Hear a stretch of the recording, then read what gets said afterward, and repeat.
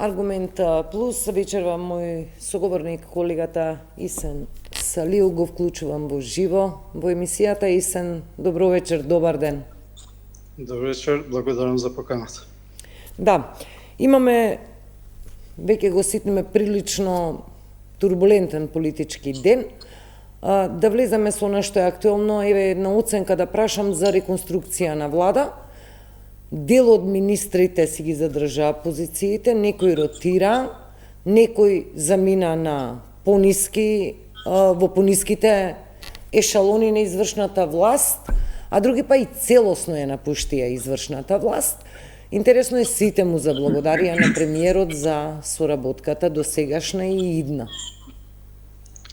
Да, па баш се погоди, значи, овој турбулентен ден и турбулентен период на неизвестност околу тоа кој ќе замине и кој ќе остане во владата се совпадна со крајот на топлото време, што беше тука кај нас и со освежувањето што дојде вчера и денеска.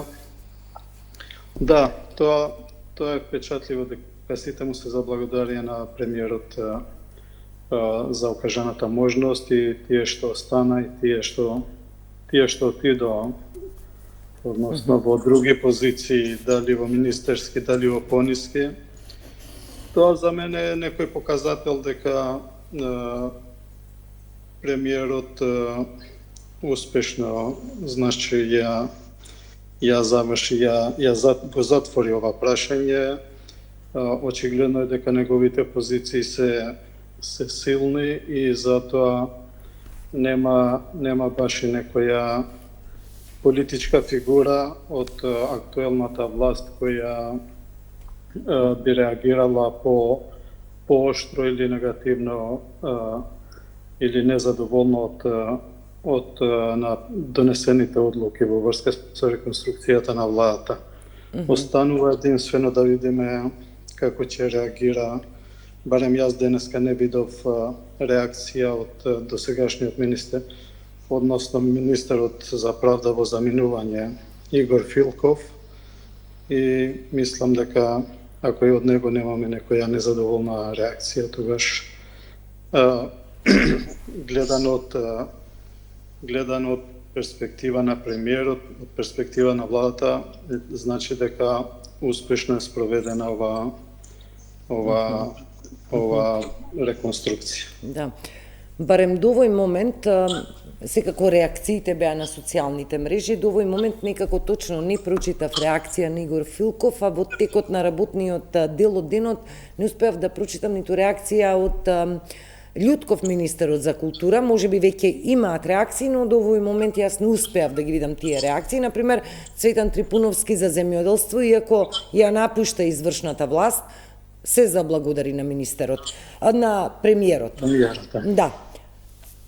Салиу, сакам да прашам, еве, квантитативно, според бројки, коалицијските партнери на ВМРО ДПМН ги задржаа министерските позиции, ресорите, според бројки.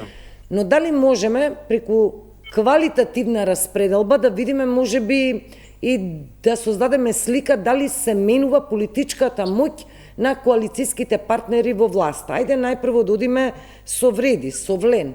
Тие го изгубија, ресорот го изгубија во наводници, се разбира, за здравство. Интересно е, министерот Алиу, според информациите, воопшто не прифатил друга министерска ротација, ја напушта владата и извршната власт, а го добија Министерството за правда. Кај нив има нели посериозни промени, например, ја добиваат и култура, туризам и односи меѓу заедниците. Да, па тоа е малце стварно субјективно гледање на работите. Реално за Влен беше многу битно да го добијат Министерството за правда поради неколкуте протести што се организира во Скопје од страна на студентите кои беа незадоволни од тоа што ова што бара на албански јазик да може испитот за правосудство да го дадат. И политички гледано мислам дека поентира, иако загубија здравство едно многу моќно министерство со голем буџет, со голем број вработени. Исто така добиват и уште еден заменик премиер, досега го има за добро владење, меѓутоа сега го добиват за политички системи и односи меѓу заедниците. Тоа исто така е ресор кој носи тежина кај делот на Влен на учество во власта, бидејќи таму имаше една многу крајно оспорена политичка фигура досега, Иван Стоилковиќ. Тој често служеше како причина, како основа опозицијата да го обвини Влен дека нивните позиции во власта се слаби, дека токму Стоилковиќ се однесува кон албанците вработени во неговиот ресор, се однесува со потценување и на начин, неприкладен начин. Така да зависи од кој агол ќе ги гледаме работите. Од политички агол мислам дека Влен успеа да издействуваат добивање на значајни ресори за нив, за албанската јавност. Сега не знам дали во здравство ќе добијат заменик министер или дали ќе задржат дел од контролата во тој ресор. Значи, тоа ќе биде значено за да може да се создаде вкупен впечаток кој колку доби и кој колку изгуби со оваа реконструкција. Барем што се однесува во однос на Влен и ВМРО ДПМН, не знам. Ке се задржиме малку околу Вреди. Велите беше важно на Вреди да го добие ресорот правда. Зошто ве прашувам важно? Бидејќи ние знаеме дека актуелната власт, зборувам и како коалиција, освен атаците кон опозицијската СДСМ и обвинувања за криминали, дел од обвинувањата, барем до скоро како нарација, ги слушавме дека беа на адреса на функционери на ДУИ. Па прашувам дали може, например, да видиме дека Вреди поранешни сопартици на актуелното раководство на ДУИ ќе посегнат или ќе влезат во некоја приказна за да се бара криминал и да се гони криминали во редовите на ДУИ. Иако нели правда не гони, тоа е сосема друго министерство и други инстанци, но не бадила се нели Министерство за правда, нели? Да, значајна алка е во тој процес. Да, и тоа ќе биде доста битно. Значи, за на крајот од задржувањето на овој ресор, јавноста да ги оцени и процени дали работеа како што ветува или ги заборавија своите ветувања. Јасно е дека од правда може да се поднесат значајни иницијативи во однос на откривање и сузбивање на случаевите за кои порано јавно се кажуваше сомнеш дека имат криминална позадина и во кои беа спомнати политички фигури, или тоа ќе останат само зборови и дека се ќе се забошоти. Да, фокусот на Министерството за правда, барем во овој момент, е сега овие реформски закони кои треба да ги поминат собраниските процедури, се дел од таа реформска агенда, нели, дел од законите ги пратихме па не ги врати од Брисел. Чувствителни се овие теми, токму најмногу министерот Филков беше изложен на јавноста и на критиките токму поради тие реформски закони. Што се однесува до знам, сакам да прашам, коалицијски партнер, знам предходно, пред да официјално се соопштат овие нови кадровски решенија, не беше расположен за министерска трампа, како тоа да го кажам едноставно. Велеа дека ќе се ги задржат сегашните позиции, алудирајќи на Министерството за правда и за администрација за држава. Го добиваат сега земјоделство. Да, имаше дури информации, не знам дали беа официјални или неофицијални, мислам неофицијални, дека правда може да ја дадат единствено во замена за МВР или финанси, посилни министерства од тоа.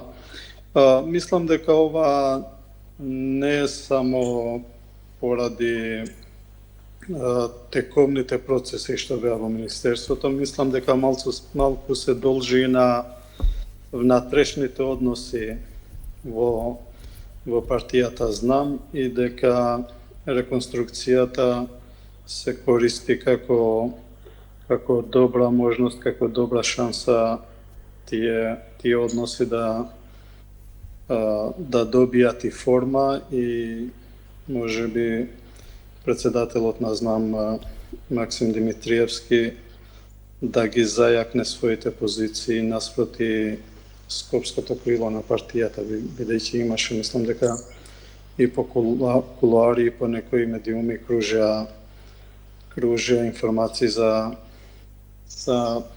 одредено нарешување во тие односи. Останува да очекувам, бидејќи на крајот кога реконструкцијата ќе се изгласа во собрание, ќе биде многу значајно да видиме и какви ќе бидат бројките. По ова што гледаме денеска по реакциите, имам впечаток дека премиерот, мнозинството ја постигнува главната цел да ја зачува бројчаната надмоќ наспроти опозицијата. Тоа и не е тешко, меѓутоа изгубија еден пратеник за заминувањето на пратеникот Цеков. Меѓутоа сега добиват еден пратеник со влегувањето на Демократската партија на турците, односно нивното преминување од опозицијскиот Европски фронт во власта и значајно за власта е дека го добиваат и пратеникот Бејџан Илјас. Исен, сакам да прашам, овие комбинатури ке секогаш постоеле, кога се реконструира влада, се екипира владин кабинет, плюс, минус, некој заминува, некој задоволен, некој незадоволен, вообичаени се овие состојби како математичка операција. Јасно ни е дека го задржува мнозинството неприкосновено. Неприкосновено мнозинство, имаме стабилна влада и коалицијските партнери, кадровските решенија, се е окей. Јас прашувам суштински дали можеме да препознаеме пресеќе на 2 години влада. Истекоа 2 години од мандатот на оваа влада. Дали со реконструкцијата препознаваме некои можеме да наслутиме, да видиме дека следуваат некои суштински промени. Зошто ве прашувам? Во мандатот на оваа влада, тоа е 2 години само, ние го добиваме третиот министер за здравство. А во ова студио овде, кога зборуваме за тема здравство, велиме колку е ранливо, немаме континуитет, дисконтинуитет, не може да се истурка ниту еден проект, ниту инфраструктурен, ниту медицински, лекови, тендери, пациенти во тешка состојба, здравствени работници во незавидна состојба. Сега, здравство го добива третиот министер за 2 години. Прашувам дали можеме да препознаеме дека ќе имаме додадена вредност, квалитативен исчекор, а не оваа реконструкција да се сведе само на внатре-партиски комбинации. Значи, ако го имаме предвид тоа што премиерот Мицковски го изјави, мислам дека беше ветено дека ова нема да биде само обична смена на министри, на ресори, туку ќе биде и целта и да се внесе нова енергија и да се направат посуштински промени во понатамошниот тек на мандат на ова власт. Што се однесува конкретно до Министерството за здравство, според изјавата на господинот Азир Алију, мислам дека ова ќе биде помека смена, помека промена во споредба од тоа кога замина Арбен Таравари од Министерството и баш тоа беше потенцирано дека и беше упатен апел од неговата страна, новиот министер во доаѓање Сашо Клековски, да го задржи темпото, да продолжи со започнатите процеси и реформи во тоа министерство. Сега неблагодарно е, мислам, и неблагодарно и многу тешко однапред да се предвиди како ќе се одвиват работите точно. Очекуваме, мораме да чекаме времето да покаже како се ќе се одвива. Значи, тука имаме и политичкиот момент, кој донесе до смена во ова, меѓутоа од друга страна имаме и изразена волја да се продолжи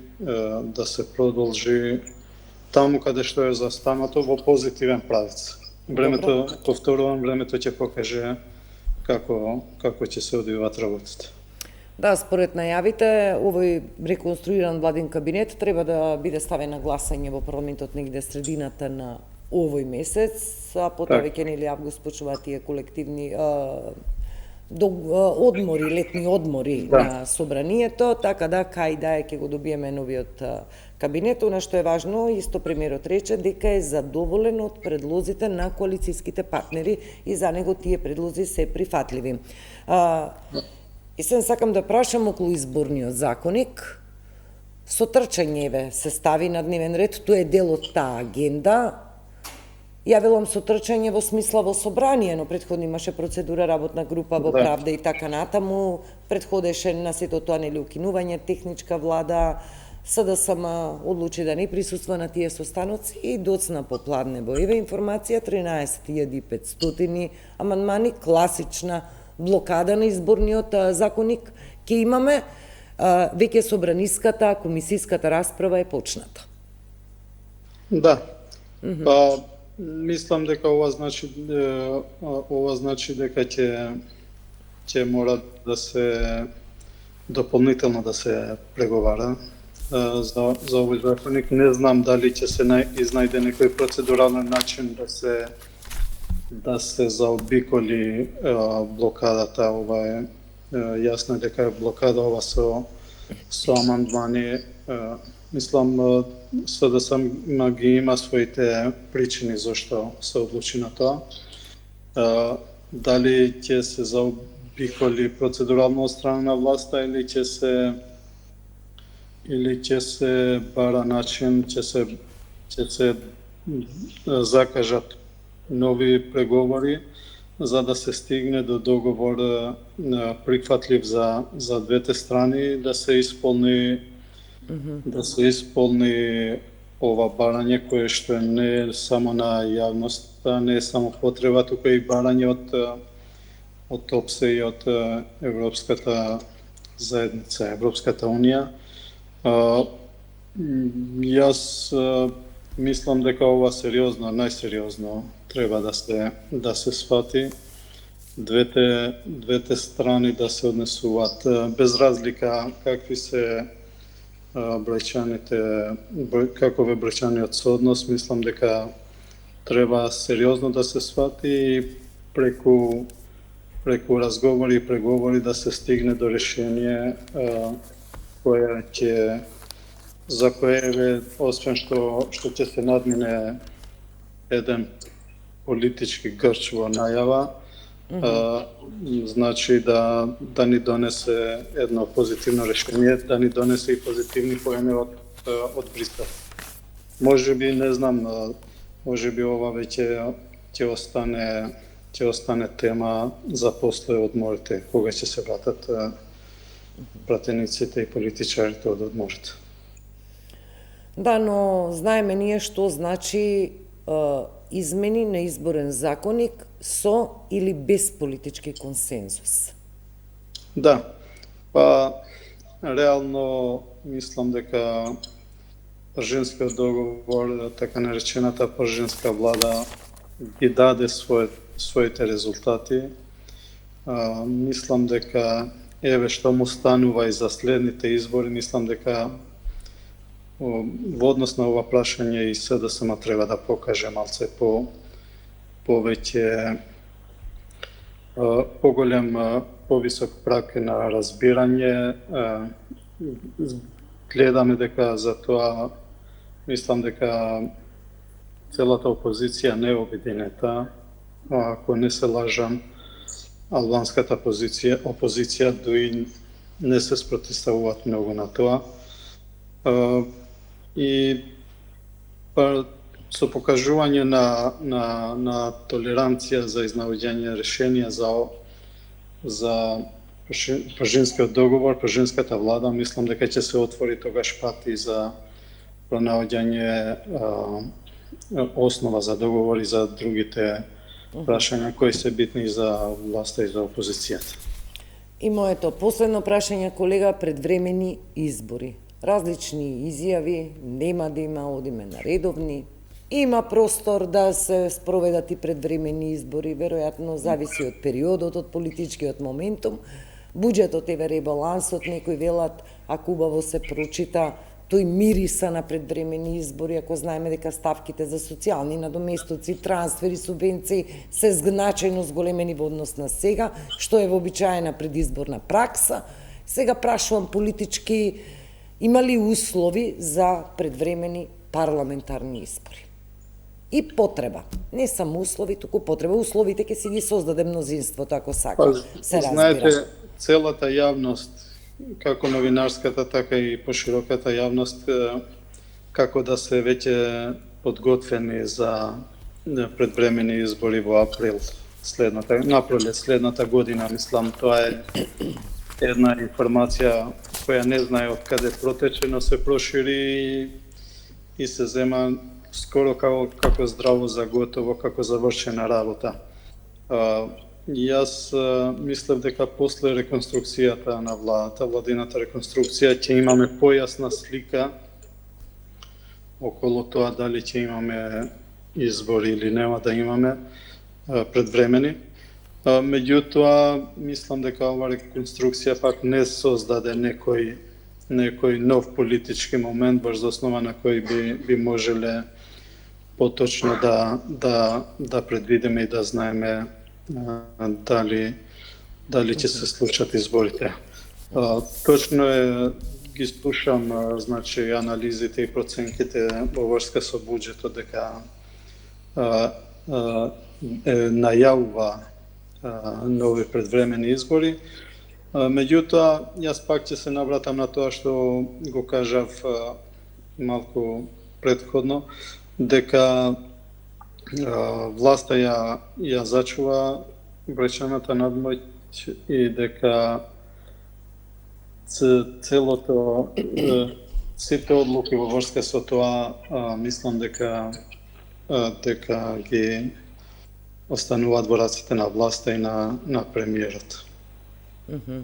Алудирате ли, сали ова го повторувате неколку пати, концентрацијата одлуките ги носи премиерот? Дали ова значи дека останатите два коалициски партнери сепак не се во, како да кажам, бетонирано комфортна политичка состојба за одлучување? Не би инсистирал многу на тоа, не е мојата поента баш таква, меѓутоа гледаме дека, знаете, предходно имаше најави дека има несогласувања во рамки на владината коалиција, дека спорене овој министер, спорене тој другиот министер, овој ќе се бара да едната страна бара овој да се тргне, другата страна не го дава. Меѓутоа, и да било тоа вистина, гледаме дека се надмина и дека сплотеноста генерално е зачувана во рамки на коалицијата и дека Поради тоа е мојот впечаток дека без разлика каква одлука ќе донесе премиерот, се знае дека он одлуките ги носи во консултации со коалиционите партнери. Нема да биде оспорено од другите партнери во власт. Тоа ми беше поентата. Да. Како рече, ние новинарите постојано како да сме на готовност дека ќе има избори. Пред 2-3 години ме интересираше, бев љубопитна, па направив пресметка на сите изборни циклуси до сега, без разлика предвремени и редовни, без разлика дали се локални, председателски, парламентарни избори. Собра, помножив, поделив, направив математика на 1,6 години ние имаме некаков вид на изборен циклус кај нас. Така да сме во, како да кажам, во хронична состојба на изборија, на предизборија, нели? Да, тоа е доста интензивен период. Тоа е доста интензивен период на избори. Знаеме дека тука кај нас баш поради Пажинскиот договор на сила тоа одлука односно тоа го предвидува законот, значи 100 дена пред изборите се запира, се замира, ништо не се, никакви одлуки не може да се донесат и значи еве и вашите пресметки покажуваат дека сме изгубиле доста многу време на избори, и не се сменило нешто многу битно. Иако сме имале толку често избори. Да. Знаеме што значи изборен циклус, без разлика редовен или предвремени избори, абстиненција, неизвестност, очекувања и на бизнис, и на економија, овој застој што го велиш, 90 дена се практично како доаѓаат 3 месеци на некој начин. 3 месеци, па тоа пред кампања неофицијална, па официјална, така. Да. Така да пола од ова време сме го минале блокирани, можам да кажам. Да, внатрешно блокирани, можеме да си кажеме на некој начин, поради изборен циклус. Колега Исен Селијути, благодарам за овие скоро, мислам, 30 на минути нецели разговараме политички. Се надам ќе се видиме повторно. Благодарам и на вас за окажаната можност и за поканата. Ете, сред лето не чекаат бурни политички денови кои ќе донесат новини за коментирање, секако остануваме да ги следиме. Тука, почитувани, завршува Аргумент Плюс. Ви благодарам за вниманието.